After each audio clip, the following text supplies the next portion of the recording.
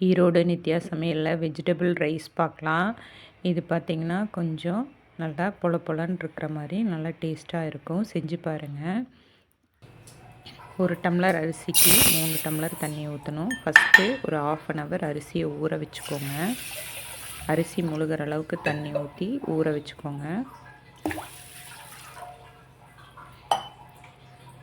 காய் உங்களுக்கு தேவையான காய், நான் கேரட்டு, பீன்ஸு, பட்டாணி எடுத்துருக்கிறேன். பட்டாணி இது மாதிரி உரித்து வர்ற பட்டாணி வாங்கிக்கோங்க. மசாலா ஐட்டம் எதுவுமே சேர்த்தாமல் மஞ்சத்தூள் மட்டும்தான் சேர்த்திருக்கிறேன். மற்றபடி எந்த மசாலா ஐட்டமும் நான் சேர்த்தாமல் இந்த சாதம் செஞ்சுருக்கிறேன். செஞ்சு பாருங்கள், சூப்பராக இருக்கும்.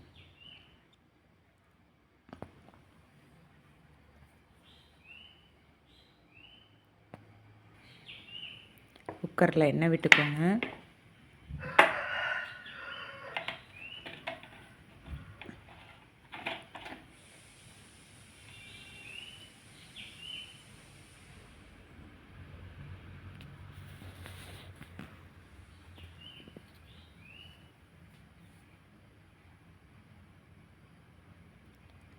பட்டை, கிராம்பு, பிரியாணி இலை, இந்த மாதிரி மசாலா ஐட்டம் நீங்கள் பிரியாணி மசாலான்னு கேட்டிங்கனாவே தருவாங்க. அது கூட நான் கொஞ்சம் கசகசா சேர்த்திருக்கிறேன். இந்த கசகசா பார்த்திங்கன்னா சாப்பாடு உதிரி உதிரியாக வரக்கு ஹெல்ப் பண்ணும். அதனால் இந்த பிரியாணி மசாலா எல்லாம் போட்டுட்டு கசகசா கொஞ்சம் ஆட் பண்ணி எண்ணெயில் கலந்துக்கோங்க. ரொம்ப வேக விட வேண்டாம், லைட்டாக வெங்காயம் போதும். வெங்காயம், மிளகாய், கருவேப்பிலை. நான் இதில் எந்த பொடியும் யூஸ் பண்ணலை. மஞ்சத்தூள் தவிர வேறு எந்த பொடியும் யூஸ் பண்ணாமல் செஞ்சுருக்கேன். செஞ்சு பாருங்கள், சூப்பராக இருந்துச்சு.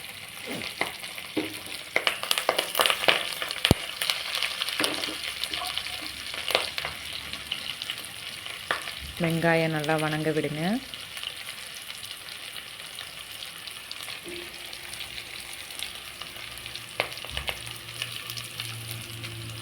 இஞ்சி பூண்டு பேஸ்ட் போட்டுக்கோங்க.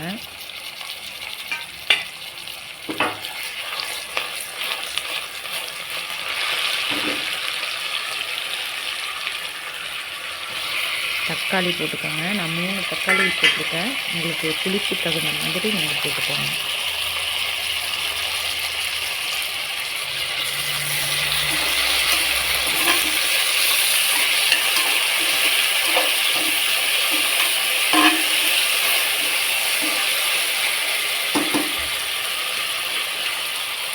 தக்காளி ஓரளவுக்கு வேக விட்டுருங்க.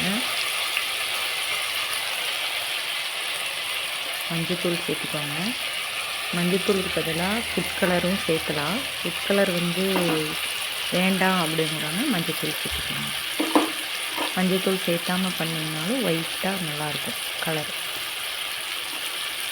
உப்பு சேர்த்துக்கோங்க.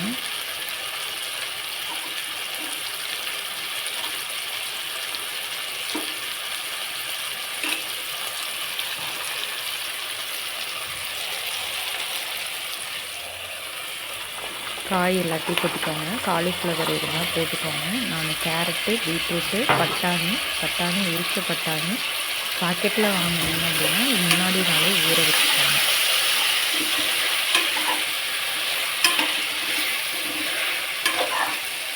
ஓரளவுக்கு வணங்க விடுங்க.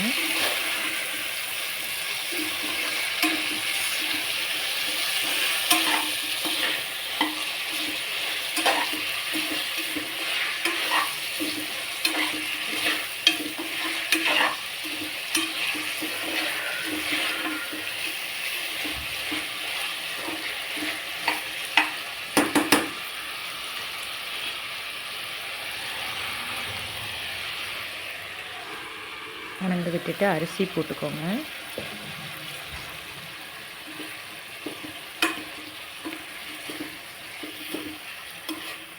அரிசிக்கு தேவையான அளவு தண்ணீர் நம்ம சாப்பாட்டுக்கு வைக்கிற அளவுக்கு போட்டிங்கனாவே ஓகே தான். ஏன்னா ஆல்ரெடி அரிசி ஊறி இருக்குது.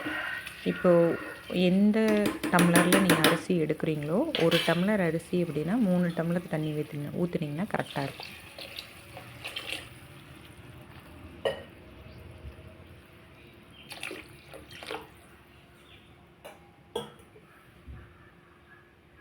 ஒரு 5 நிமிஷம் கொதிக்க விடுங்க. நெய் கொஞ்சம் போட்டுக்கோங்க. லெமன் புழிஞ்சுக்கோங்க. ரொம்ப புளிப்பாக வேணும் அப்படின்னா 2 லெமன் புழிஞ்சுக்கோங்க. இல்லைன்னா ஒரு அரை லெமன் புழிஞ்சுக்கோங்க. சாரி, 1 லெமன் புழிஞ்சுக்கோங்க அல்லது அரை லெமன் புழிஞ்சுக்கோங்க. உங்களுக்கு புளிப்புத்தன்மை எவ்வளோ தேவையோ, ஏன்னா தக்காளியும் போட்டிருக்குறோம். எனக்கு நல்லா புளிப்பாக வேணும் அப்படிங்கிறக்காக 1 லெமன் ஃபுல்லாக புழிஞ்சிருக்கேன். நீங்கள் அரை லெமன் புழிஞ்சிங்கன்னா கூட போதுமானது. நல்லா கொதிக்க விட்டுருங்க. புதினா போட்டுக்கோங்க. நல்லா கொதிக்க விட்டதுக்கப்புறம் மூடியை க்ளோஸ் பண்ணுங்கள். கொதிக்காமல் க்ளோஸ் பண்ணிங்கன்னா டேஸ்ட் வராது.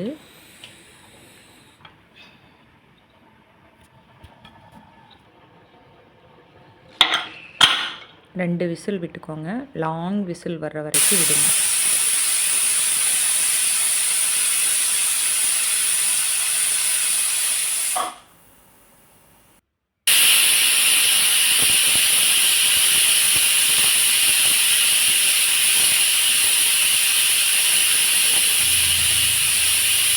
ஃபுல் விசில் விடுங்க.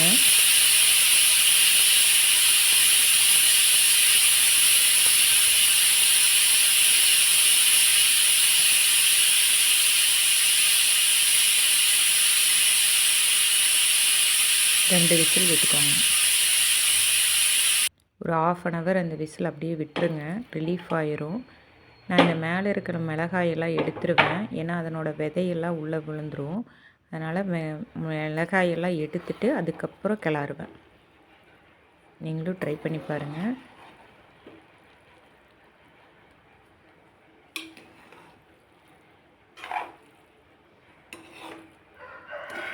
சாப்பாடு அப்படியே பளபளன்னு நல்லாயிருக்கும். டிஃபன் பாக்ஸு கொடுத்து விடுறக்கும் நல்லாயிருக்கும். பசங்களுக்கு காரமாகவும் இருக்காது. எந்த மசாலாவும் சேர்த்தாதனால காரம் கம்மியாக தான் இருக்கும். நல்லாயிருக்கும். செஞ்சு பார்த்துட்டு கமெண்ட் பண்ணுங்கள்.